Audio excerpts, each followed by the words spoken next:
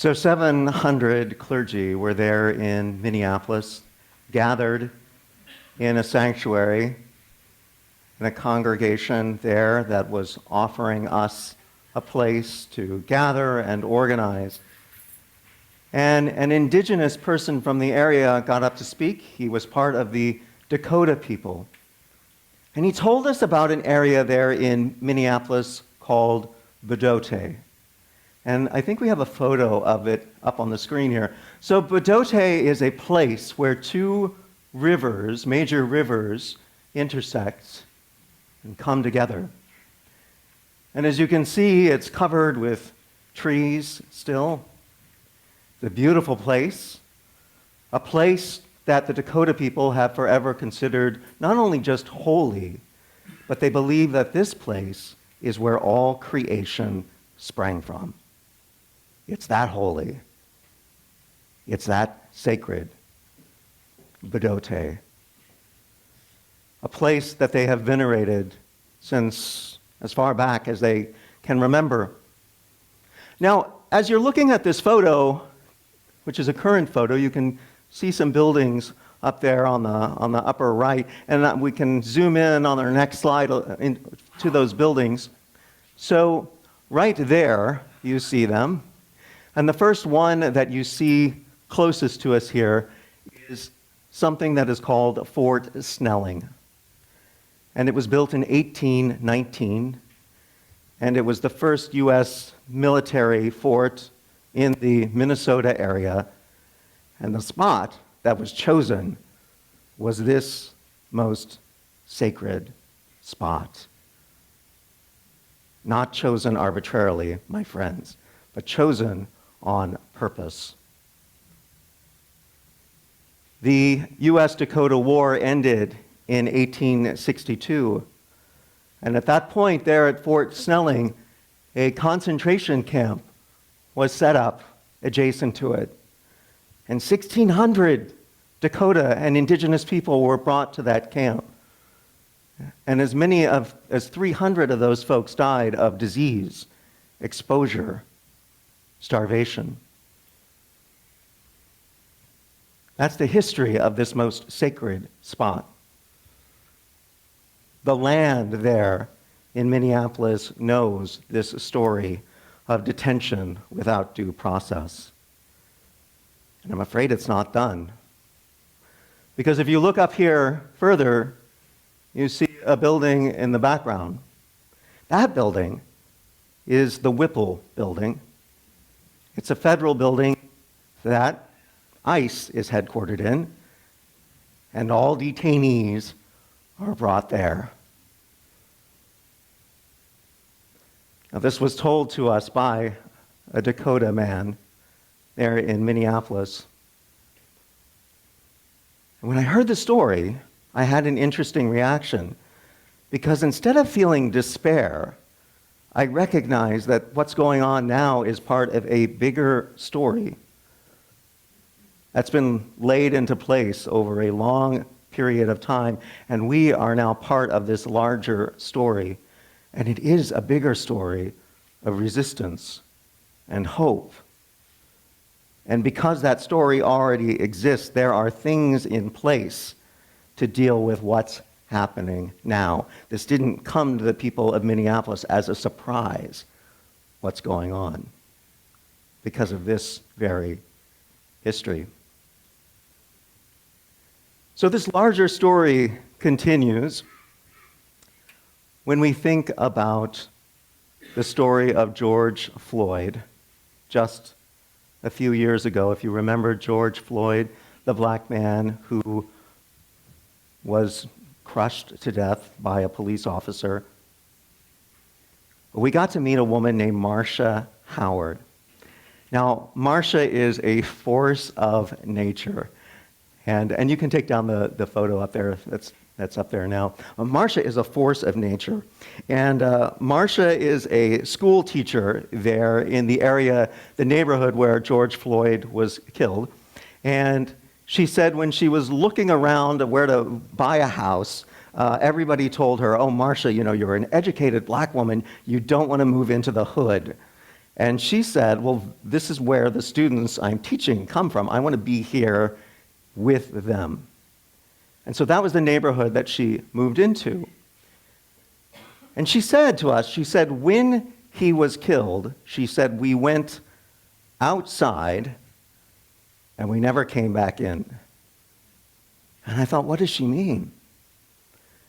And she told us a story about how when he was killed, she and other people in the neighborhood went out into the streets, barricaded the streets, and kept watch. They kept shifts on who would be allowed in. They protected one another. They got to know each other even better. They took their neighborhood back and made it a place where they not only held the grief they felt, but they began strengthening their community. And they did that for years with barricading those streets there. They went outside and they never came back in, is what she said. She told us, there's a lot of Lutherans there in Minneapolis. And she said, just to quote her, she said, there's a lot of little old white lady Lutherans there. And she said these little old white lady Lutherans came to their neighborhood and said, what can we do to help? And they said, you could do this, this, or this. And then they said, okay, we'll do it. And she said, and then they did. She said, so you had this neighborhood where black folks are saying hi to these Lutheran ladies that are also keeping watch and keeping guard on the neighborhood. A true network of connection, not chaos, not destruction like the news stories said at the time, but care. They created a space out of grief, a space to protest, a space to protect, and a space to heal. We got to actually go into that neighborhood with a woman named Angela Harrelson. And Angela is George Floyd's aunt. She was his closest living relative. She wrote a book about her experience of him and her experience after he was killed. But Angela, from a very early age, she told us, had known the power of amplifying a voice and what that can do. She said her father had to fight, because they grew up in the South, had to fight for the school bus to actually pick her and her siblings up. And when they were on the bus, they were not given seats. They had to stand while the white kids sat. And she said it was one day when a white girl said, this seems wrong that they're standing, that everything started to topple in that situation. And she realized the power of someone acting as an ally, and other people started getting on board at that time too. So she now works, based on her experience of losing George, works on law enforcement overreach and systemic racism. And she took us to the exact spot where he was killed, which is surrounded by a makeshift memorial, flowers and pictures and notes left there covering that area. And I stood there in that below zero cold on the spot that he died. His aunt right there.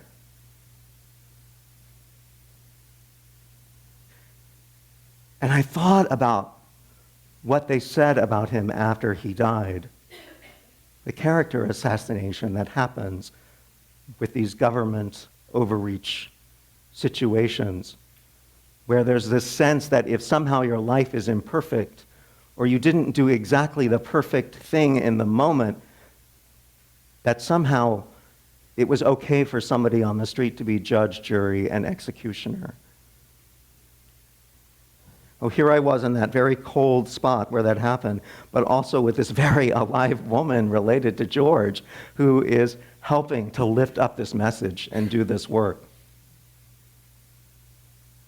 We went a little further down the street, folks, and this memorial was just amazing that was there. There's kind of a valley between two rows of houses, and they call this the Say Their Names Memorial. And when you look in this valley, they have placed hundreds of tombstones, all for black folks who have been murdered by government, law enforcement, and so on, all out there with their names on them for you to walk around and think about these folks. They now call this area George Floyd Square, and in the center of it, there's a large sculpture of a fist raised in the air. And it's not just a sculpture, it has a platform for someone to get up and speak on, which they continue to use this neighborhood as a place to gather and organize and inspire one another. And this woman from the neighborhood who had been out there along with Marsha Howard from the beginning, she got up there on the platform and spoke to us. And what was so moving was she said, "Don't forget us here. Don't forget what we've gone through and what we're trying to do and what we still need help with." And she wasn't saying a prepared speech. She was telling a bunch of clergy who she knew would go home to their congregations and share that message with them, that there are folks still counting on communities like this to help support them, to help make the change that's needed. It was incredibly powerful. And she also said, "What will you do? What will you do?" The good news of all this, as I was out there with these folks and hearing their stories, is the recognition that these communities of networking already exist and have, at least since George Floyd. There are people giving food to people who are frightened to leave their homes. There are people accompanying people into different situations, people checking on people, people giving rides, people giving legal advice. It's all already happening in a neighborhood like that. Lena Gardner is the executive director of Black Lives of Unitarian Universalism, and she was there with us, and she said this. She's also a resident of Minneapolis, so she knows this networking, community networking so well. She said, "I want people to hear and understand the beauty of this community building and mutual aid.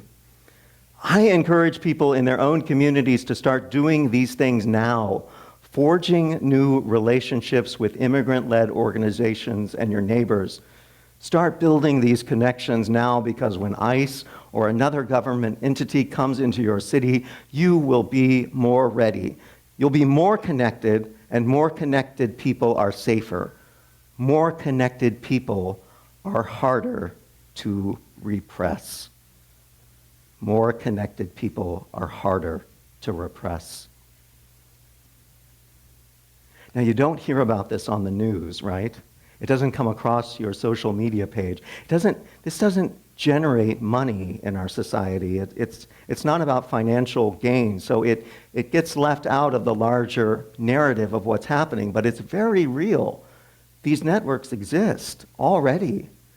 They're here, and they're helping people. It's an important thing to remember. Another important thing to remember is, what percentage of people do you think in a nation it takes to overthrow an authoritarian regime? Anybody have any idea? That's right, 3.5%, they say. 3.5, that's it. We can get that together. There's already networks here that are doing that work. We can do that. That's the important thing. You know, I think sometimes it's easy to say that no one is doing anything. And sometimes that comes from a place of privilege, because maybe the situation we're located in our life is such that we're not aware that people who are really feeling targeted are connected to networks, that they are out there, and that people are helping them and doing the work. So I really try to stay away from that line of thinking, oh, no one's doing anything. People are doing things. People are on the ground in a grassroots way doing things. That week I saw a community responding to what was happening in a really profound way. 800 businesses closed one day that week to protest the presence of ICE in their community. Now, when you're cold and you've been out walking, the problem with that is, where do you get something to eat? But fortunately, there was a restaurant, and a few of them did this, but this one was called the Lowbrow, and it was a restaurant that was open that day, and 100% of their proceeds went to immigration supporting organizations. I went into that place. It was packed with people who were there for that reason. The owner or manager, I'm not sure which she was wearing a T-shirt that said, "We love immigrants." And the only place I could end up finding to sit was up at the bar, so I squeezed myself in there, and there she was, and we chatted about how packed the place was. She said she had no idea that many people would show up to support this, but she was just delighted. There was a sense in the room of joy and excitement that people were together in solidarity trying to do something to help their neighbors in that situation.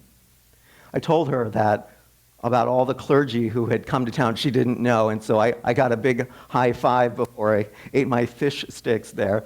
And I'm sitting there, and so the couple next to me overheard what I said, and so they started talking to me.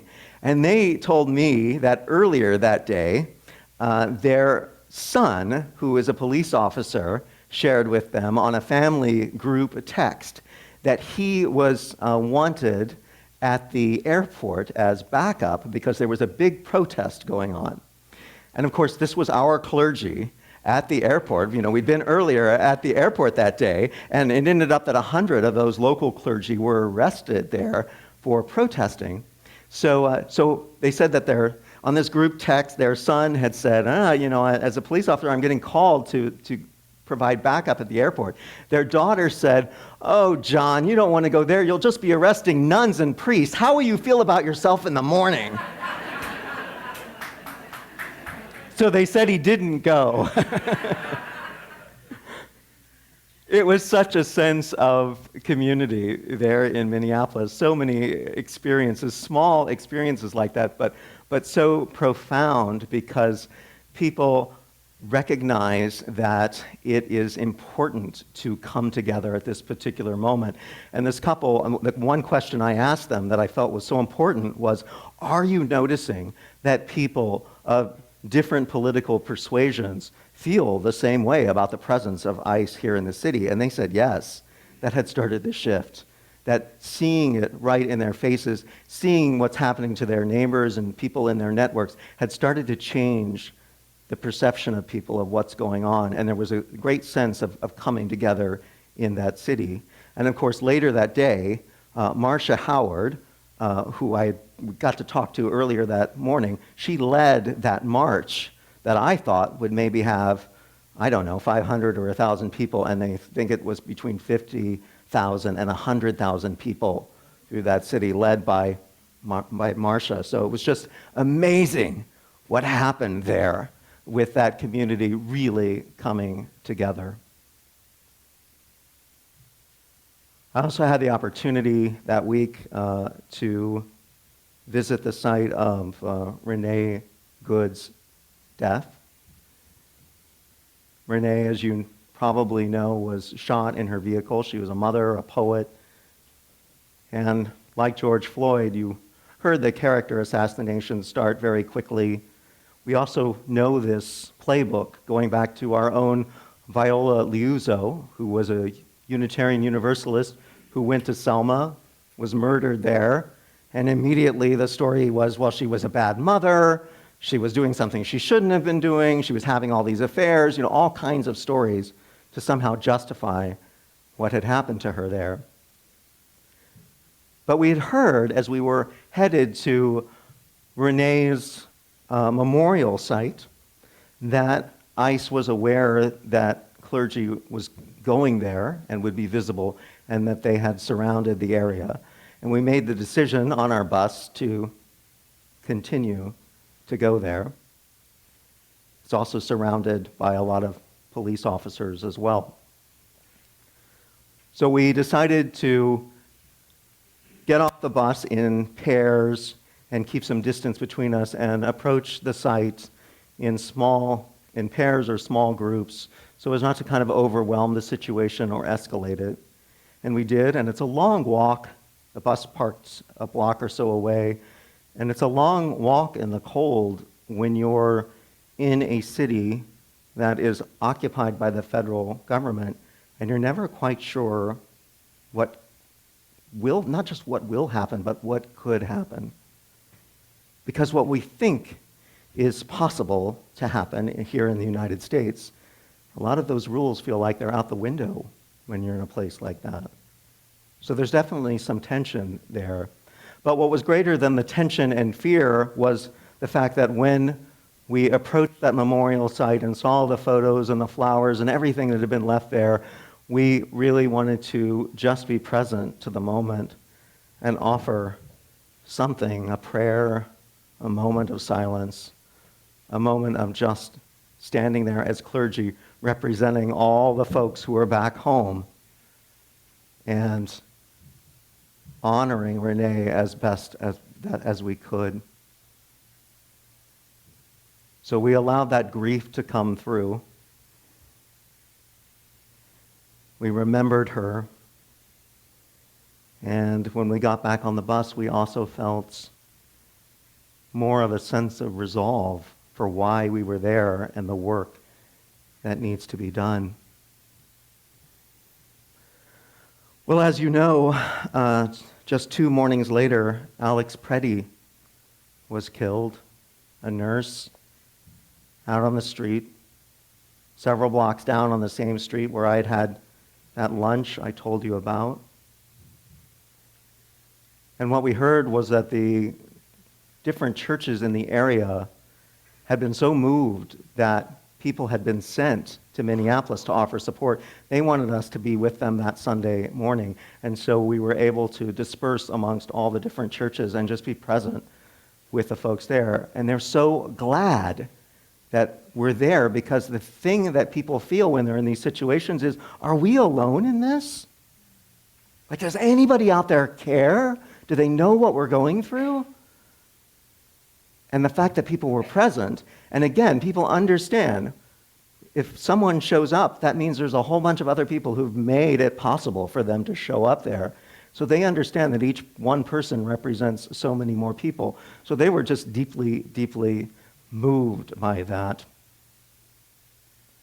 Again, not stories you hear on the news or so much in social media, because, again, none of this feeds into anything that makes money or really supports too many political narratives that are out there. This is just real stuff that's happening on the ground. It's the same thing that happened back when people were witnesses to other kinds of things, like that concentration camp for the Dakota people I told you about, where somebody is a witness and comes and tells the story to a community. I get to be the vessel that tells you the story so that you can then decide what will happen with this story that you now know. So what I saw were people in grief, finding each other in community, letting that grief spur them into a place of compassion, and then building responsive networks out of that. It's a really healthy thing to do with circumstances that are so challenging. So they asked us, as I was at the airport, and we got the call, if you could stay, please stay, with Alex's death. And I'm sitting there at the airport and thinking, what do I do? Lawrence is ready for me to come home. He told me that morning. He's ready for me to be home. And the plane, do I leave? What do I do? And as I'm thinking about this, I start seeing these messages flooding. Clergy from all kinds of places saying, I'm headed out there now. I'll take this next shift. I'll go. And it reminded me of what someone had said to me when I was trying to determine if I should go out there in the first place. And they said, we all have to take turns with our shift, all of us. And that was my shift. And there were other people coming in who could offer their presence and witness. But we all have our shift. The wonderful thing about a place like Tapestry is we already know how to do this networking. We already do it here. We take care of each other. We check in on each other. We're not perfect about it, right? But we do our best. We offer each other food when it's needed. We have opportunities to accompany one another in difficult situations. All these things are already here for us to build on. And community is how people survive times like these.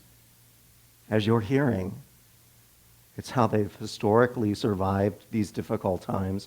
It's how people are doing it right now. Remember what Lena Gardner said, more connected people are more difficult to repress. The more connected you are, the stronger you are, the more powerful you are, and we can keep expanding our network. And again, everyone has a shift. Everybody has a place. What was it? Jackie Summers talked about the helpers, the advocates, the organizers, the rebels, and I'm going to add one to that, the check writers, okay?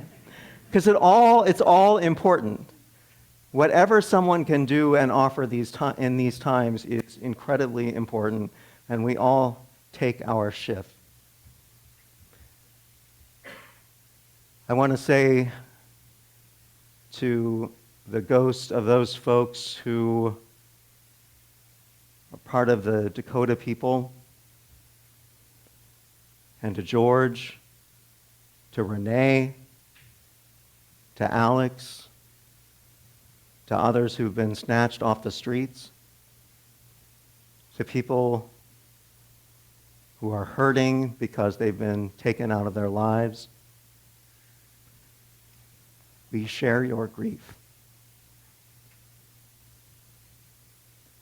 To the detainees who've been taken through the Whipple building and their family and friends who are left behind, we share your grief.